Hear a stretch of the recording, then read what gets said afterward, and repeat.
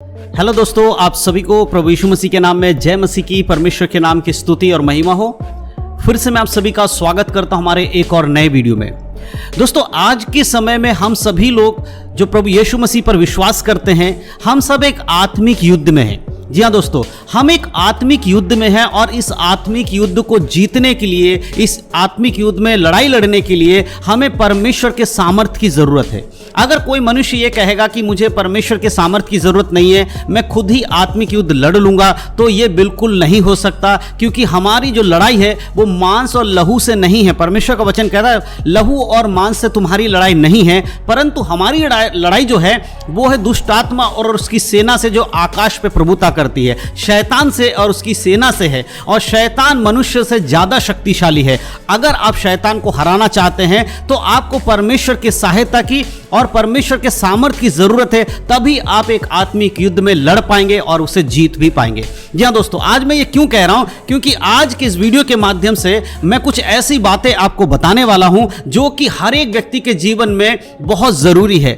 हमारे पास बहुत सारे मसीह भाई बहन लोग कमेंट करते हैं और हमसे पूछते हैं कि ब्रदर, हम प्रार्थना नहीं कर पा रहे हैं, हमें प्रार्थना करने में मन नहीं लगता है, बताइए हम प्रार्थना कैसे करें। और बहुत सारे लोग ये सोचते हैं कि हम प्रार्थना करके क्या करेंगे, हम तो वचन पढ़ते, थोड़ा बहुत प्रार्थना कर लेंगे तो उससे हमारा काम चल जाएगा। तो इस तरह से बहुत सारे कमेंट भी आते हैं। और जब भी मैं लाइव आता हूं, इस चैनल के ऊपर मैं लाइव आता हूं प्रार्थना करने के लिए या वचन से सिखाने के लिए, तो सबसे ज्यादा लोग जो कमेंट में आकर कमेंट करते हैं वो प्रार्थना विषय लिख लिख कर भेजते हैं कि हमारे लिए प्रार्थना कर दो, हमारे बीमारी के लिए प्रार्थना कर दो, हमारे आत्मिक जीवन के लिए प्रार्थना कर दो। इस तरह से प्रार्थना विषय को मेरे पास भेजते हैं। तो मैं आज ये वीडियो क्यों बना रहा हूं?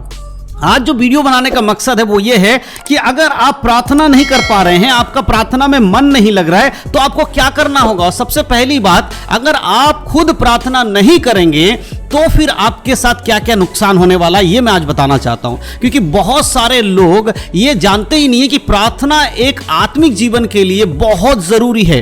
वचन और प्रार्थना के बिना कोई भी व्यक्ति एक आत्मिक जीवन नहीं जी सकता, इस बात को याद रखिएगा मेरे प्रियो। और प्रार्थना हमें परमेश्वर के साथ जोड़कर रखती है, प्रार्थना हमें सामर्थ्य प्रदान करती है, प्रार्थना हमें आत्मिक जीवन जीने में मदद करती है। तो आज इस वीडियो के माध्यम से मैं क्लियर करूंगा आपको कि आपको अगर प्रार्थना में मन नहीं लग रहा है तो कैसे आप अपने आप को बदलें और प्रार्थना करना क्यों जरूरी है, इस वीडियो में पूरी रीति से आपको बताने वाला हूं। इसीलिए वीडियो को बड़े ध्यान से देखिए। जो वचन मैं आपको बताने वाला हूं उनको ध्यान से समझिएगा, वचन को पढ़िएगा और अपने जीवन को बदलकर फिर से प्रभु के पास आकर प्रार्थना का जीवन जिएगा। तो चलिए दोस्तों, देर नहीं करते हुए आज के इस वीडियो को हम शुरू करते हैं।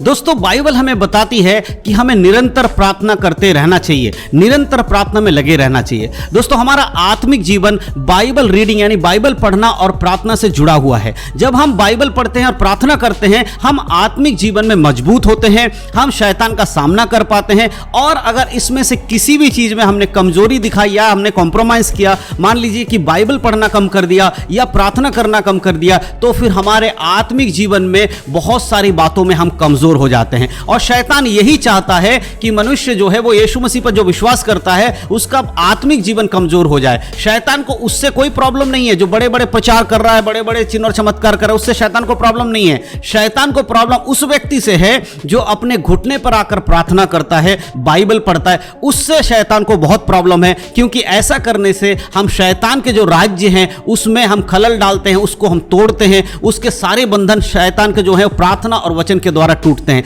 इसीलिए शैतान हमेशा ऐसे व्यक्तियों को ज्यादा परेशान करेगा जिसके जीवन में प्रार्थना और वचन है। इसीलिए याद रखें कि प्रार्थना और वचन एक मसीह जीवन का बुनियाद है। बुनियाद ही नहीं, उसका मतलब है कि एक मसीह जीवन का जो सार है वो एक प्रार्थना भरा जीवन ही होना चाहिए।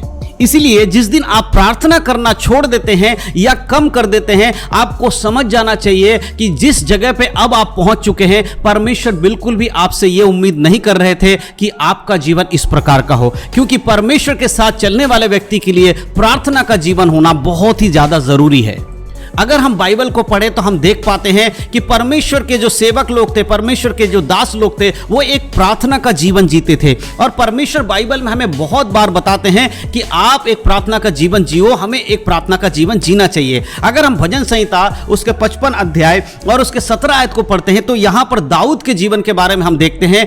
जो राजा दाऊद था वो दिन में 3 बार प्रार्थना किया करते थे और प्रार्थना के साथ साथ दुहाई देकर प्रार्थना करते थे परमेश्वर से। अगर हम पढ़ते हैं भजन संहिता उसके 55 अध्याय उसके 17 आयत तो वहां पर इस प्रकार से लिखा है, सांझ को, भोर को, दोपहर को, तीनों पहर मैं दुहाई दूंगा और कराता रहूंगा, वह मेरा शब्द सुन लेगा। दाऊद राजा यहां पर कहते हैं कि परमेश्वर को मैं तीनों पहर यानी कि सुबह, शाम और दोपहर तीनों समय अपने घुटने पर आकर प्रार्थना करूंगा और अपनी दुहाई दूंगा। मेरे जीवन की प्रॉब्लम्स को मैं दिन में 3 बार परमेश्वर से विनती करूंगा, गिड़गिड़ाता रहूंगा। और जब मैं ऐसा करूंगा मुझे विश्वास है कि परमेश्वर मेरे शब्दों को सुनेंगे। मेरे प्रियो, अगर हम दानियल के बारे में पढ़ते हैं तो दानियल ने भी हर मुसीबत के समय, चाहे उसके जीवन में कैसी भी परिस्थितियां, चाहे उसे शेर के मांद में ही क्यों ना डाल दिया गया हो, दानियल ने भी अपने आप को परमेश्वर के उस नियम में बांध के रखा जिसमें वो हमेशा से चलता था। दिन में 3 बार प्रार्थना करने के लिए दानियल अपने आप को तैयार करता था, चाहे परिस्थितियां कुछ भी क्यों ना हो। दानियल के जीवन में बहुत सारे दुख आए, बहुत सारी मुसीबतें आई,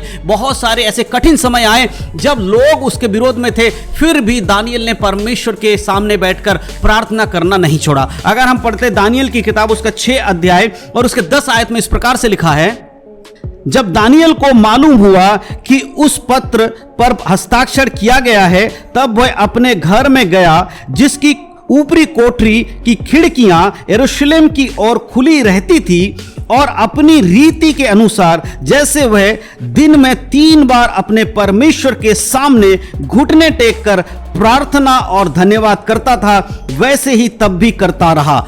देखिए दोस्तों, यहां पर दानियल के जीवन के बारे में देखिए, उसके जीवन में जितनी भी परेशानियां उसे शेर की मांद में डालने वाले हैं, उसके बाद भी दानियल परमेश्वर के सामने खड़े होकर यरूशलेम मंदिर की ओर देखकर 3 बार दिन में घुटने टेक कर प्रार्थना कर रहा है। परिस्थितियां चाहे कुछ भी हो आपके जीवन में, आपको प्रार्थना का जीवन आपका होना बहुत ही ज्यादा जरूरी है। अगर हम पौलुस के बारे में देखते हैं, पौलुस जेल में था फिर भी पौलुस प्रार्थना कर रहा था। मेरे प्रियो, हमें उन सब लोगों को अपने जीवन में एक आदर्श के समान लेना है जो बाइबल में एक प्रार्थना वीर थे, जो प्रार्थना किया करते थे। इसीलिए अगर आज आपको लगता है कि आपका प्रार्थना का जीवन ठीक नहीं है और आपको लगता है जी प्रार्थना नहीं करने से क्या फर्क पड़ता है, कोई बात नहीं, हम प्रभु यीशु मसीह पर तो विश्वास करते, उससे क्या होगा। नहीं मेरे प्रियो, प्रार्थना करना बहुत जरूरी है। प्रभु यीशु मसीह ने भी हमें यही सिखाया कि जब तुम प्रार्थना करो, यानी कि अगर हम मत्ती रचित सुसमाचार को पढ़ते हैं उसके 6 अध्याय में हम देखते हैं यीशु मसीह ने क्या कहा कि जब तुम प्रार्थना करो, यानी यहां पर यह नहीं है कि तुम्हारी मर्जी हो तो प्रार्थना करो, मर्जी ना हो तो प्रार्थना करो, ऐसा नहीं है। परमेश्वर कहता है तुम्हें प्रार्थना करना है, यह मैंडेटरी है। जब भी प्रार्थना करो, यह मैंडेटरी है, आपको करना ही करना है। आप प्रार्थना का जीवन नहीं छोड़ सकते। अगर आप प्रार्थना का जीवन छोड़ेंगे, आपका आत्मिक जीवन कमजोर हो जाएगा, और जब आपका आत्मिक जीवन कमजोर हो जाएगा, आप इस संसार में प्रभु के वचन के अनुसार नहीं चल पाएंगे। शैतान आपको प्रॉब्लम्स में डालेंगे, शैतान आपको बहुत सारी मुसीबतों में डालेगा और अंत में शैतान आपको नाश की ओर ले जाएगा। मेरे प्रिय, एक बात आप सोचिए, प्रभु यीशु मसीह जो सामर्थी थे, जो परमेश्वर के पुत्र हैं, उनको स्वयं प्रार्थना करना पड़ा। प्रभु यीशु मसीह ने अपने हर वो समय में जब वो परेशानी में, तब उन्होंने प्रार्थना किया। यहां तक कि जब उन्हें पकड़वाए जाने वाले थे गस्तमनी के बाग में, तब वो प्रार्थना कर रहे थे। जब वो क्रूस पर लटकाए हुए गए थे, तब वो परमेश्वर से प्रार्थना कर रहे थे और अपने शत्रुओं को माफ करने की बात कर रहे थे। जिस समय यीशु मसीह परीक्षा में थे, उस समय वो प्रार्थना में समय बिता रहे थे, और जब यीशु मसीह अपने चेलों के साथ थे, तब वो अकेले में जाकर प्रार्थना कर रहे थे। अगर प्रभु यीशु मसीह को ही प्रार्थना करना पड़े संसार में आकर, तो सोचिए आपके और हमारे लिए कितना जरूरी है प्रार्थना करना। प्रार्थना एक आत्मिक जीवन के लिए बहुत जरूरी है। अगर आप प्रार्थना नहीं कर पा रहे हैं, तो आपको आज ही अपने जीवन को समझना होगा, बदलना होगा और प्रार्थना में समय बिताना होगा। यह बहुत जरूरी है। और इसके बाद भी अगर आप प्रार्थना नहीं करना चाहते हैं, तो आपका मतलब यही होगा कि आप ये सोचते हैं कि आप यीशु मसीह से बड़े हैं, आप पौलुस से बड़े हैं, आप परमेश्वर से बड़े हैं। क्योंकि वचन में लिखा है तुम्हारा लड़ाई मांस और लहू से नहीं है, परंतु आत्मिक सेनाओं से है जो स्वर्ग में, आसमान में प्रभुता करती है। तो जब आप प्रार्थना का जीवन नहीं जीते हैं, जब आप अपने जीवन में प्रार्थना नहीं करते हैं, तो आप इस बात को दर्शाते हैं कि मुझे परमेश्वर की सामर्थ्य की कोई जरूरत नहीं है, मुझे आत्मिक युद्ध लड़ने के लिए परमेश्वर के हथियार हथियारों की कोई जरूरत नहीं है, मुझे परमेश्वर की और पवित्र आत्मा की सहायता की जरूरत नहीं है, मैं खुद ही आत्मिक युद्ध में विजयी हो सकता हूं, खुद ही लड़ सकता हूं। और यह बात आपको दर्शाती है जब आप प्रार्थना नहीं करते हैं तो।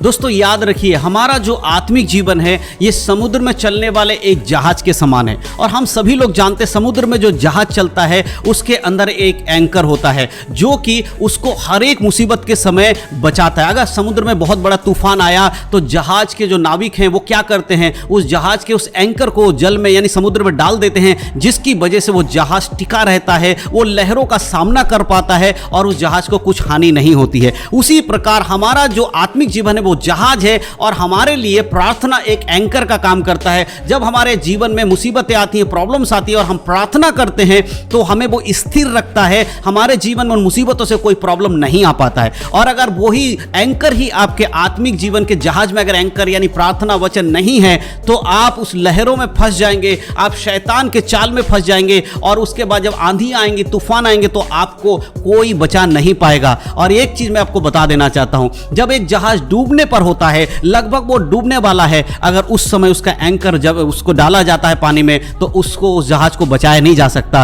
क्योंकि जब समय था तब उसने उस एंकर को नहीं डाला, जो उसका कैप्टन था तब उसने उस एंकर को नहीं डाला। लेकिन जब जहाज आधा डूब चुका है और बिल्कुल डूबने की कगार पर है, उस समय अगर उस एंकर को डाला जाएगा उससे उस जहाज को बचाया नहीं जा सकता। इसीलिए समय रहते अपने आत्मिक जीवन में बदलाव करिए। अगर आज भी आप प्रार्थना करने से घबराते हैं, आपको लगता है मुझे मन नहीं लग रहा प्रार्थना करने में, तो आप मन बनाइए, एक समय निकालिए और परमेश्वर के समीप बैठकर प्रार्थना करिए, खुद को बदल डालिए। क्योंकि मेरे प्रियो, अगर अंत में आप प्रार्थना करेंगे उससे आपका कोई लाभ नहीं होने वाला।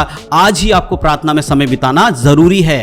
इसलिए दोस्तों याद रखें, जो मसीह व्यक्ति प्रार्थना नहीं करता है उसके आत्मिक जीवन में बहुत बड़ी कमजोरी है। मेरे प्रियो, मैं एक चीज आपको बताना चाहता हूं, जब आप परमेश्वर के सामने बैठते हैं, अपने जीवन को परमेश्वर के हाथों में समर्पण करके घुटने पर बैठकर प्रार्थना करते हैं, उस समय चाहे आपकी शारीरिक दशा कितनी भी खराब हो, आप चाहे कितने भी कमजोर हो, उस कमजोरी में भी अगर आप एक प्रार्थना करने वाले व्यक्ति हैं तो आप एक बलवंत व्यक्ति बनते हैं आत्मिकता में, और शैतान आपका सामना नहीं कर सकता है। और एक चीज मैं आपको बताना चाहता हूं, हो सकता है कि आप में से बहुत सारे लोग चर्च में गीत गाते हैं, वर्शिप करते हैं, प्रचार करते हैं, सरमन बांटते हैं, बहुत सारे लोगों को सुसमाचार सुनाते हैं, लेकिन अगर आप प्रार्थना का जीवन नहीं जीते हैं तो आप एक कमजोर मसीह हैं। इस बात को आपको याद रखना ही होगा। इसीलिए अपने प्रार्थना के जीवन को सुधारिए। परमेश्वर आज आपको एक मौका देना चाहते हैं कि आप दोबारा परमेश्वर के सामने बैठकर प्रार्थना करिए और परमेश्वर से बल प्राप्त करिए। दोस्तों, एक मसीह विश्वासी चाहे किसी भी प्रकार का सेवा करता हो, उससे शैतान को कोई प्रॉब्लम नहीं होती है। लेकिन अगर एक व्यक्ति प्रार्थना करता है, प्रार्थना का जीवन भी जीता है, तो शैतान को बहुत ज़्यादा प्रॉब्लम होती है। आप चर्च में प्रचार कर रहे हैं, आप चर्च में गीत गा रहे हैं, उससे शैतान को इतना फर्क नहीं पड़ेगा। लेकिन अगर आप एक प्रार्थना का जीवन जिएंगे, आपके जीवन में प्रार्थना होगा, तो शैतान को फर्क पड़ेगा और वो घुटने पर आएगा, वो हारेगा। इसलिए मेरे प्रियो, आज के समय में हर एक व्यक्ति को प्रार्थना करना बहुत जरूरी है। जब आप प्रार्थना में मजबूत होते हैं तब आप आत्मिक जीवन में मजबूत होते हैं। इसलिए आज के इन वचनों के आधारित अपने जीवन को जांचिएगा। अगर आपको लगता है कि मुझे प्रार्थना करना ठीक नहीं है, मेरे लिए प्रार्थना करना ठीक नहीं, थोड़ा बहुत प्रार्थना कर लिया तो कोई बात नहीं, तो आप उन लोगों को याद करिए जो बाइबल के अनुसार जीवन जीते थे। चाहे आप दाऊद को देखिए, राजा दाऊद के बारे में, वो हमेशा प्रार्थना की बातें करते हैं। दानियल के जीवन को देखिए, वो प्रार्थना कर रहे थे। अय्यूब के जीवन को देखिए, वो भी प्रार्थना कर रहे थे। यहां तक कि पौलुस भी प्रार्थना कर रहे थे, बाकी पतरुस भी प्रार्थना कर रहे थे, और हमारे रोल मॉडल जिसे हम फॉलो करते हैं प्रभु यीशु मसीह,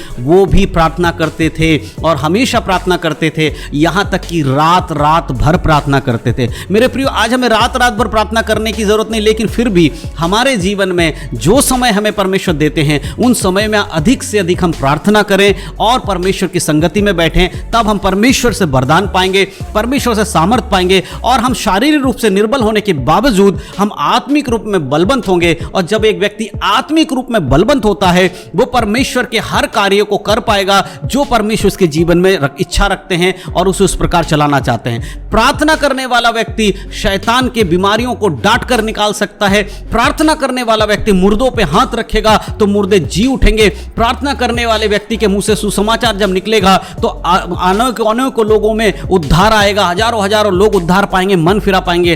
प्रार्थना करने वाला व्यक्ति जब किसी परिवार के लिए आशीष बोलेगा उसके घर में आशीष आएगा। ये सारे चीजें आपके जीवन में तभी आती हैं जब आप वचन और प्रार्थना को अपने जीवन में लागू करते हैं। याद रखिए, एक पक्षी जिसके दो पंख होते हैं, उसी प्रकार वो दो पंख को फड़फड़ाकर बारी बारी से तभी वो आसमान में ऊंचाइयों तक उड़ पाता है। और जैसे एक मसीह व्यक्ति है, उसके दो पंख कौन है? एक प्रार्थना और एक वचन। जब इन दोनों पंखों को बार बार हम फड़फड़ाएंगे, लगातार हम इसको चलाते रहेंगे, तभी हम मसीह जीवन में भी ऊंचाई पर उकाव के समान उड़ पाएंगे। इसलिए मेरे प्रियो, आज इस वीडियो को बनाने का मकसद यही है कि आप स्वयं प्रार्थना करें। अगर आपका प्रार्थना का जीवन खराब हो चुका है तो लौट कर प्रभु के पास आए। परमेश्वर चाहते हैं कि हर व्यक्ति प्रार्थना करे, परमेश्वर के वचन के अनुसार चले, क्योंकि शैतान को हराना है तो प्रार्थना में मजबूत होना ही पड़ेगा। तो मैं विश्वास करता हूं कि आज की वीडियो से आप समझ पाए हैं कि एक मसीह व्यक्ति के लिए प्रार्थना का जीवन कितना जरूरी है। तो आज से आप दूसरों से प्रार्थना मांगने से ज्यादा खुद के जीवन में प्रार्थना को लेकर आइए।